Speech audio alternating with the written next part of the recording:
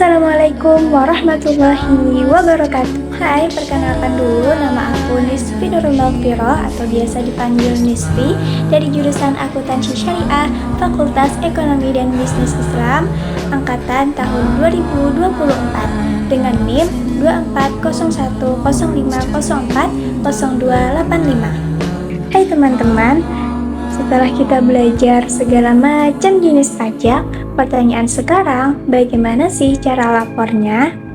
Nah, disinilah peran SPT tahunan. Melaporkan SPT tahunan adalah langkah nyata kita sebagai warga negara yang bijak, sesuai semboyan pajak kita untuk kita. Laporan ini sangat penting untuk pembangunan bangsa Indonesia. Tapi perlu diingat, cara lapor untuk individu atau orang pribadi dan juga perusahaan atau badan usaha itu punya jalur yang berbeda. Biar nggak bingung, di video kali ini kita akan bahas panduan ringkasnya untuk keduanya. Simak videonya sampai habis.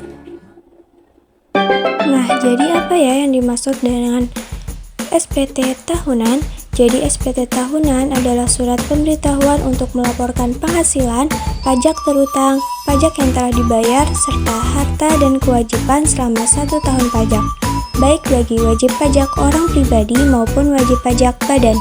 Dilaporkan oleh wajib pajak yang telah memiliki nomor pokok wajib pajak atau NPWP. Kira-kira siapa aja sih yang wajib lapor? Jadi di sini menggambarkan bahwa seorang pegawai, freelancer, pengusaha, bahkan pelaku UMKM, selama ia memiliki NPWP, semuanya mempunyai kewajiban melaporkan SPT tahunan sesuai dengan jenis usahanya. Untuk pelaporan wajib pajak orang pribadi terdapat 3 jenis formulir SPT tahunan tergantung dari sumber dan besarnya penghasilan. Pertama, SPT 1770 SS. SS ini artinya sangat sederhana. SPT ini dikhususkan untuk wajib pajak orang pribadi yang berstatus sebagai pegawai dengan penghasilan di bawah atau sampai 60 juta rupiah per tahun, berasal dari satu pemberi kerja dan tidak memiliki penghasilan lain. Kedua, SPT 1770S. S itu artinya sederhana. Formulir ini digunakan oleh pegawai yang memiliki penghasilan di atas 60 juta rupiah per tahun atau memiliki lebih dari satu pemberi kerja serta bisa memiliki penghasilan lain selain gaji. Ketiga, SPT 1770. SPT ini digunakan oleh orang pribadi yang menjalankan usaha atau pekerjaan bebas seperti freelancer, pengusaha, dan pelaku UMKM. Dalam formulir ini, wajib pajak melaporkan penghasilan usaha beserta biaya-biaya yang dikeluarkan selama 1 tahun pajak. Dengan memilih jenis SPT yang sesuai, pelaporan pajak dapat dilakukan dengan lebih mudah dan tepat. Selain SPT tahunan orang pribadi, ada juga nih SPT tahunan badan. SPT tahunan badan ini wajib dilaporkan oleh wajib pajak badan yang sudah memiliki NPWP seperti PT, CV, firma, koperasi, yayasan, dan bentuk badan usaha lainnya. Formulir yang digunakan untuk SPT tahunan badan adalah formulir 1771 beserta lampiran-lampirannya. Untuk SPT tahunan orang pribadi, batas lapornya adalah paling lambat tanggal 31 Maret setiap tahunnya. Sedangkan untuk SPT tahunan badan, batas lapornya adalah paling lambat tanggal 30 April setiap tahunnya. Kalau sampai terlambat melapor, wajib pajak bisa dikenakan sanksi administrasi berupa denda. Sekarang kita masuk ke cara melapor SPT tahunan.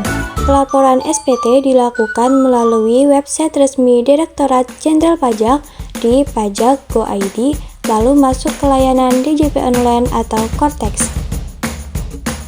Setelah masuk ke situs DJP Online, kemudian login menggunakan NPWP atau NIK dan juga e-FIN. Nah, setelah berhasil login, pilih menu lapor, kemudian klik e-filing dan pilih untuk membuat SPT. Setelah itu, pilih jenis SPT tahunan sesuai dengan kondisi kamu, apakah orang pribadi atau badan, dan tentukan formulir yang digunakan. Selanjutnya, isi data SPT dengan benar dan lengkap, mulai dari penghasilan, pajak yang sudah dibayar hingga harta dan kewajiban. Setelah semua data terisi, periksa kembali lalu klik kirim SPT. Terakhir, masukkan kode verifikasi yang dikirim melalui email atau SMS dan simpan bukti penerimaan elektronik sebagai tanda bahwa SPT sudah berhasil dilaporkan. Ini adalah contoh bukti penerimaan elektronik. Nah, menggunakan e-filing ini itu mudah, cepat, dan juga aman. Tapi kamu perlu nih menghindari kesalahan-kesalahan umum seperti tidak melampirkan bukti potong pajak atau salah memilih jenis formulir. Oke, cukup sekian penjelasan dari aku. Kalian bisa mencari informasi yang lebih akurat dan terbaru di website-website, tapi pastikan itu resmi dan terpercaya ya. Terima kasih sudah menyimak sampai akhir. See you next time.